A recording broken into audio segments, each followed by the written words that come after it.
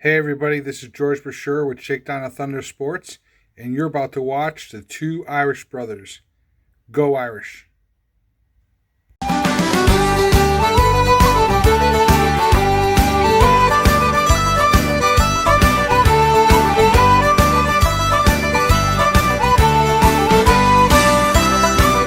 How's it going, everyone? I am ND Sean 45. I'm Irish Benjamin 57. And together we are the two Irish brothers. Now, I'm so freaking excited right now. Ben, I know you are, because as we all know, this is game week. This is the first week for Notre Dame football of the 2020 season. Who would have thought we would ever actually make it to football season for Notre Dame, because there were so many unknowns over in the spread back in the spring, over the summer, but it is here. We have BYU and Brigham Young on, at least my end here. I'm watching it as I'm doing this video, so it's real. Football's happening, man. Yep. It started technically last week with some FCS matchups, and then this past Labor Day weekend we got some actual FBS matchups, and some of them were good and some of them were quite shocking. Army laying a beatdown on Middle Tennessee was really, really shocking. I think they had 5 turnovers in that game that Army forced and all that. Insane. Tonight, as we're recording this, we have another awesome service academy and Navy playing Brigham Young. So football's back. It's here. And we got the Duke Blue Devils this week to start off the season. How about that? Yes, it's insane. Much to cover on that, but I have a special announcement that I want to make before we get any further with this. To everybody who is watching this video on my channel, because this is going to be posted on my channel as well, and as well as here on the Two Irish Brothers channel, just want to let everyone know that this video that you're watching right now is the only Notre Dame video that I'm going to be posting on my channel this season. If you want to see any other Notre Dame video with me in it after this, you're going to want to come over to the Two Irish Brothers channel, hit that sub button, and that's where you'll be seeing me do all the previews, recaps, you name it.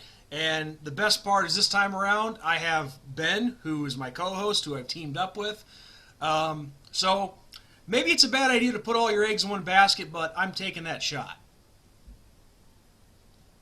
You never know. It's absolutely awesome to have joined forces. We've been at it for, I'd say, about 6 months now, and it's been pretty awesome. And we've had some amazing guests on the show, and we continuously work to get more special guests on the show, and we have some more epic content coming. But now football is actually upon us. We actually have a season. We actually have a schedule. And as I said just a few minutes ago, our first matchup is against the Duke Blue Devils to start Notre Dame's first ever actual in-conference season. So this year, Notre Dame belongs to a conference, and the first time in 130 years of Notre Dame football, we are officially in a conference, and that is the Athletic Coast Conference. Well, when I saw them putting the ACC logo on the Notre Dame Stadium turf, I'm like, okay, this is it. This is real.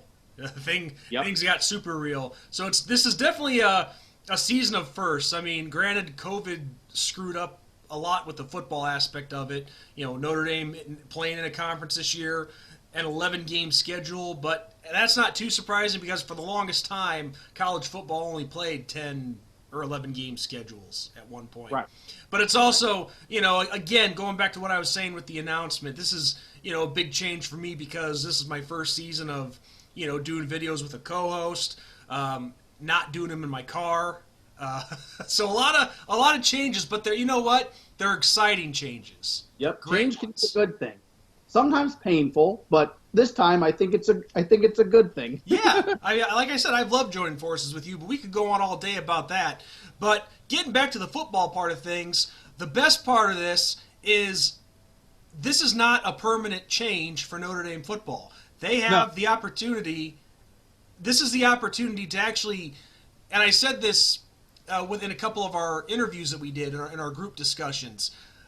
You don't get a chance to see a team have, for lack of a better term, a trial run with a conference and then being able to go back to being an independent the next season afterwards.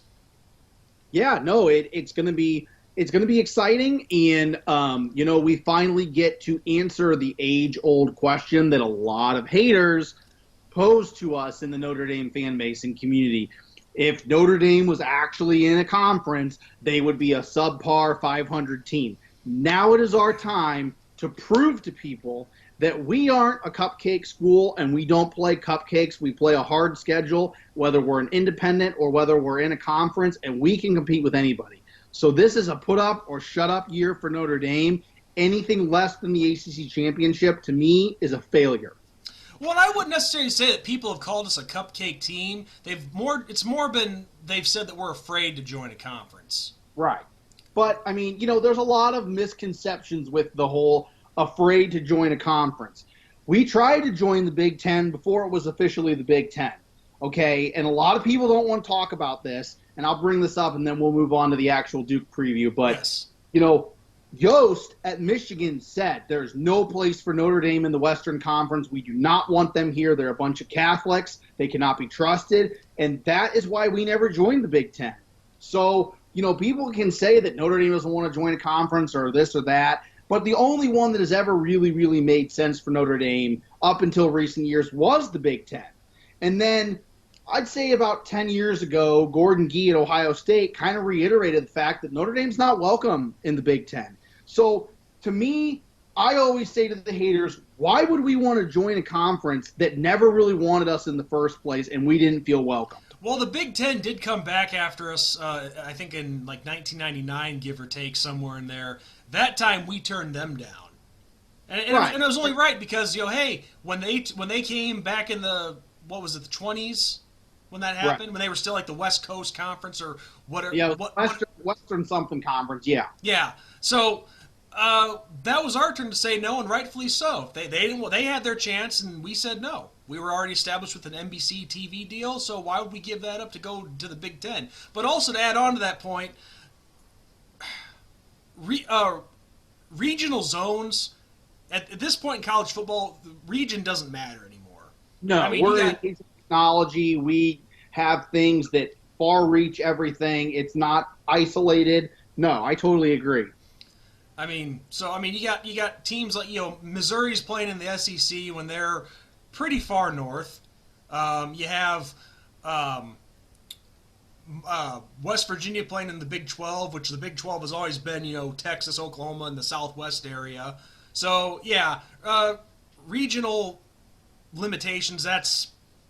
They've thrown that out. But you know what? We've covered all that we had to with that. Let's get right into enough stalling. Let's get to the first game of the 2020 Notre Dame football season. And that first game, as we all know, is the Duke Blue Devils. Now, Ben, just recently, you and our good friend George Bashir of Shakedown and Thunder Sports, you guys wrote an interesting article making your predictions. Yes, we did. We sure. And I don't want to spoil that article, but you definitely had you had a lot of good points about this game in that article. And I'm just going to give you my opinion. And I try not to trash a team. I try to show respect to every opponent that we play. But the Duke football team, at least this season, they don't really have a lot of strong points. I mean, in addition to that, they have, from what I was looking them up, they have a lot of injuries right now in some key positions. I think they have like 2 or 3 running backs that are injured right now, so their depth is hurting. They don't seem to have a lot of firepower on offense. Their defensive backfield is very suspect, and I can honestly say that I don't see this game being much of a challenge for the Irish to start the year. No, I totally agree. It's going to be a situation where there are 3 things factoring against Duke. The first one, the talent gap between Notre Dame and Duke is there. It's astronomical. The only bright spot in Duke's football team right now is the defensive line. The defensive line is impressive, and I'll give them that. And you know what? I have to give respect to Duke because Cutcliffe, Coach Cutcliffe, he has done a phenomenal job recruiting in a basketball hotbed that is the University of Duke. And there's also the academic aspect of Duke. Duke is on par with Notre Dame, Stanford, in the academic standpoint. You don't just go to Duke University. It's a tough school to get into. So, you have to be cut from a different cloth to go there. So to have the success that Duke has had in recent years, it may not be the same success as a Clemson or an Alabama or even an Ohio State, but for them, that's very impressive. So I have to give them that. But digressing, Notre Dame blasts Duke. There's the second thing that's going against Duke is the last time Duke came to South Bend, they beat us. They beat us in South Bend. There's going to be a chip on Notre Dame. I was at that game. And, we should never have lost that game. This is a game we have to win. It's our first actual ACC conference game.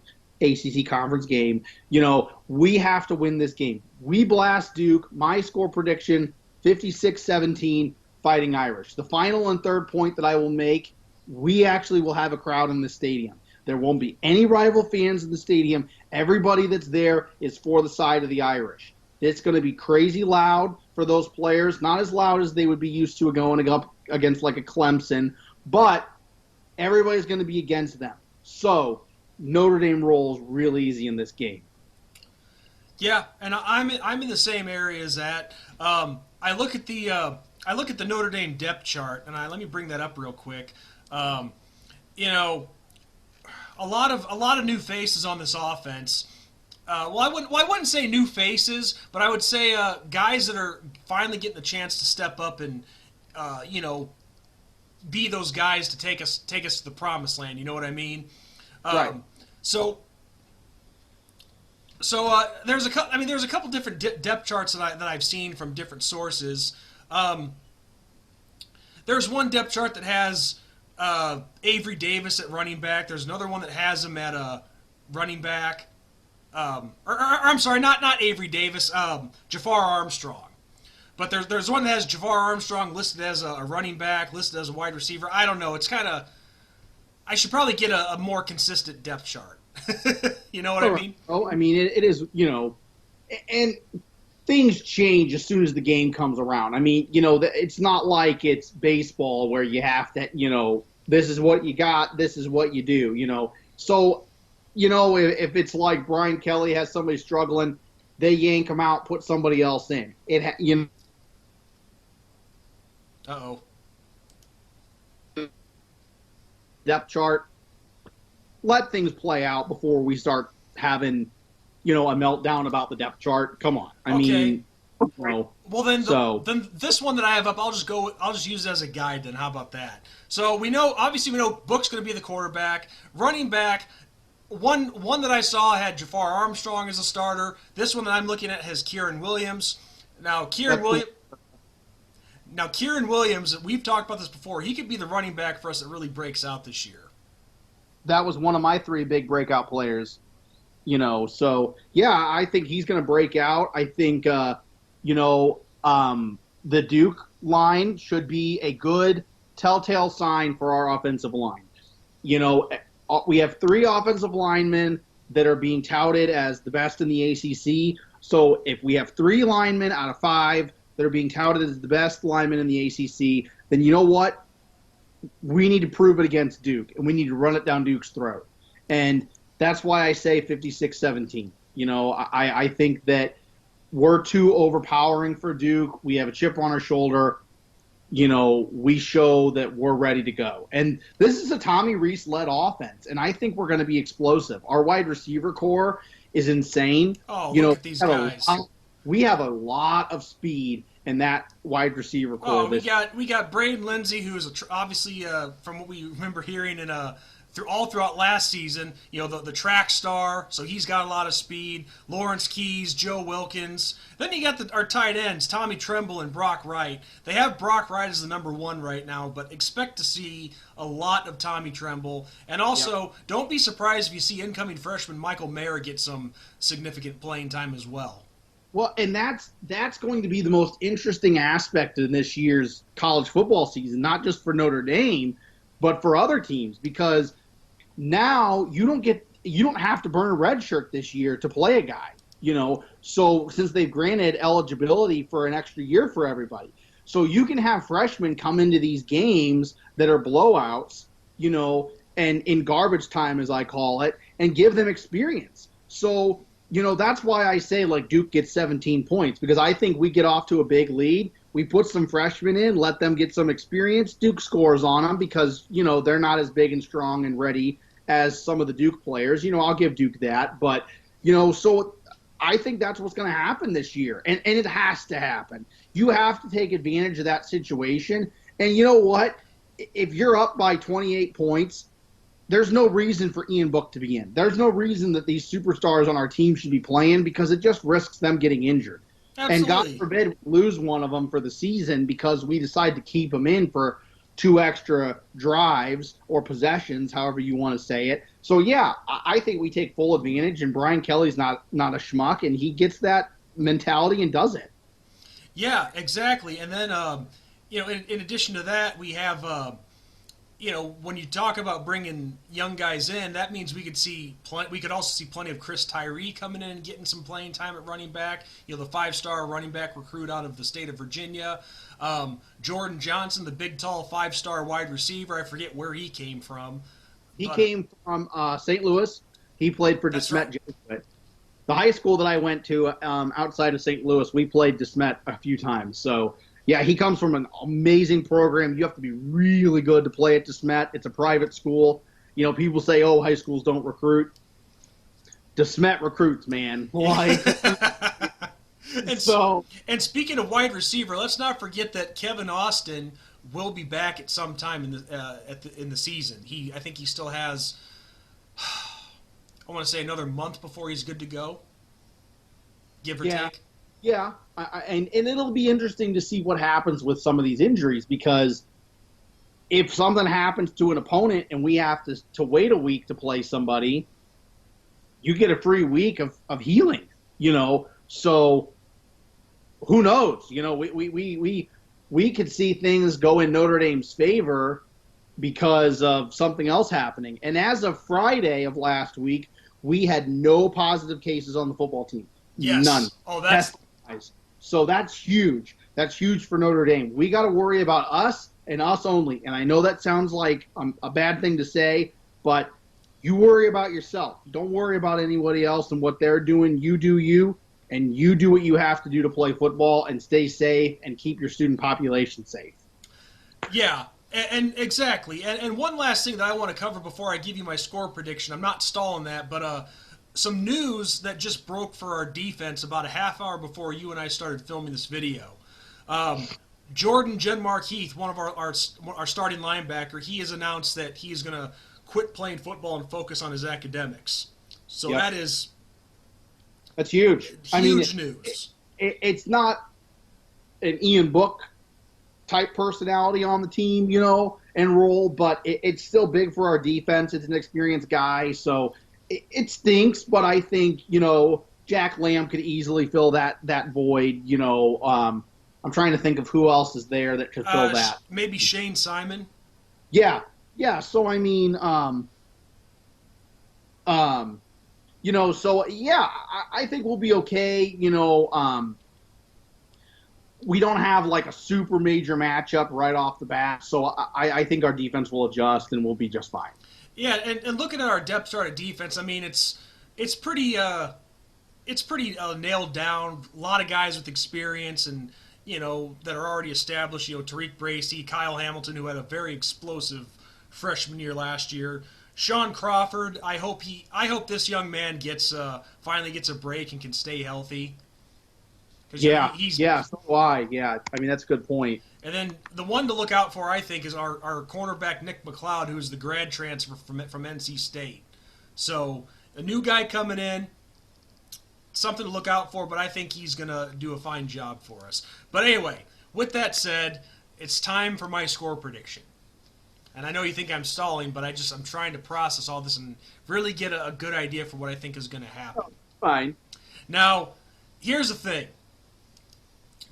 I think we definitely win this game handily, without question. But my score is a little bit different than yours. I project Notre Dame to win 42-10. Now, Okay. Don't get me wrong. I hope we break 50. I want to break 50 in the just. The more points, the merrier. I mean, like a couple years ago when we put up what was it, 66 points against New Mexico State, I think it was. Yeah, Last year? Last season. Yeah. Yeah. We started off with a bang, man, when Kyle Hamilton intercepted that pass and took it back for a touchdown. Man, that took the wind out of their sails like immediately. Yes, exactly. But the only reason I go with only 42 instead of breaking 50 is, it's the first game of the season. There's all the talk about us being in the conference. Who knows if that plays with guys' emotions a little bit. The spotlight being on them just a little bit extra than what it normally is. So maybe I could see with some guys in different roles this year, I could see that maybe making a little bit of a transitional period. So I'm going to say Notre Dame 42, Duke 10. We take the first game, no problem. Yeah. No. Like I said 56-17. I gave Duke that extra touchdown just because, in garbage time, you got guys that are not as experienced and all that. So.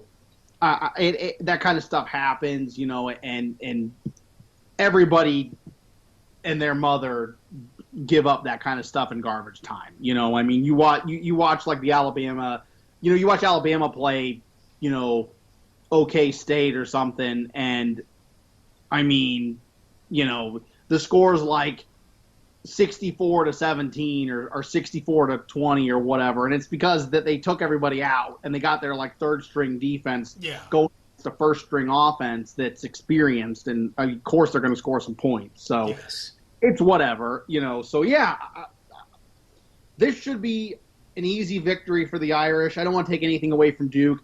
We cannot take anybody lightly, though. I will say that I'm a firm believer that you take everybody like you're playing the number one team in the nation. You have to limit turnovers. You have to limit penalties. You have to limit your dumb mistakes. I say that every video I've ever made in a preview video. I always say that. I stress it. The team that wins the turnover battle wins the game. Period. End of story. So there you go. Yep. And speaking of there you go, there you guys have it. That is Ben and I's first official preview for the Two Irish Brothers podcast. And you guys can definitely expect a lot more of this in the next few months to come. Yep. So yeah, Ben, I think that covers everything we had for our first ever preview video. Anything else you'd like to add before we wrap it up? I got nothing. You can find us on iTunes. You can find us on Anchor. You can find us on Spotify. We are the Two Irish Brothers Show. Leave us a 5-star rating. Give us a follow and a subscription. You can find our video portion of our show on YouTube, the Two Irish Brothers. Hit that subscribe button, smash that like button, hit the bell icon so you never miss a video. And that's all I got for you guys. And in addition to that, if you guys have a Google account, that means you have a YouTube channel, so no excuses on why none of you should be hitting that subscribe button. Those are the numbers that we need to see, people. The more subscribers, the merrier, because we put out some damn good content that you guys are not going to want to miss. So, on that note, I am ND Sean 45. I'm Irish Benjamin 57. And on that note, we say God bless, good night, and go Irish. Go Irish, beat Duke.